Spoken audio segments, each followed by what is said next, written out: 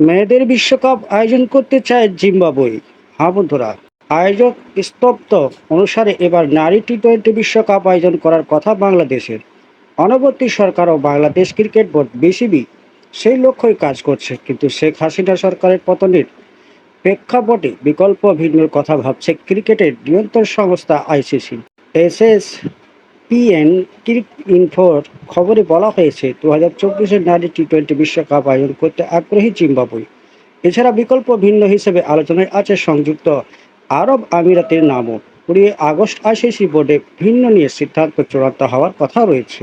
নভেম্বরের মতো অনুষ্ঠানে টি-20 বিশ্বকাপ অংশ নেবে 10টি দল। এর মধ্যে সংযুক্ত আমিরাত নেই, জিম্বাবুয়ে নেই। নিরপেক্ষ ভিন্ন হিসেবে বিশ্বকাপ আয়োজনের বিষয়ে জিম্বাবুয়ে বেশ কিছু বিষয় নিজেদের অনুকূলে দেখছে।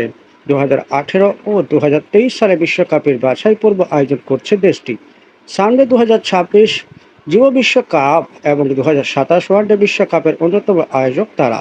এছাড়া বেশি দর্শকের উপস্থিতি এবং আয়োজনে কম অর্থ খরচের দিক থেকেও সংযুক্ত আরব আমিরাতের চেয়েও নিজেদের এগিয়ে রাখছে জিম্বাবুয়ে। তবে আরব আমিরাত ও জিম্বাবুয়ে তুলনামূলক সুবিধা অসুবিধা বিবেচনায় আইসিসি এছাড়া বেশ দর্শকের উপস্থিতি এবং আয়োজনে কম অর্থ খরচের দিক থেকেও সংযুক্ত আরব আমিরাতের চেয়েও নিজেদের এগিয়ে রাখছে জিম্বাবুয়ে। তবে আরব আমিরাত ও জিম্বাবুয়ের তুলনামূলক সুবিধা অসুবিধা বিবেচনায় আসবে বিসিবি আইসিসি সমঝোতায় ব্যর্থ হলে।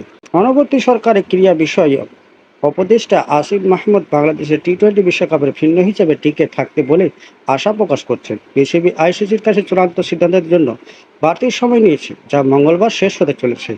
5ই আগস্ট শেখ হাসিনা সরকারের পতনের আগে পরে ঘণ্টা অস্থিরতা পক্ষপেট ভিন্ন দেশ বাংলাদেশ তাদের নাগরিকত্বে কমনে নিষেধাজ্ঞা বা বাড়তি সতর্কতা আরোপ করছে। এর মধ্যে অস্ট্রেলিয়া, যুক্তরাজ্য, নিউজিল্যান্ড ও ভারতের মেয়েদের ক্রিকেট দলের বিশ্বকাপে অংশ নেওয়ার কথা।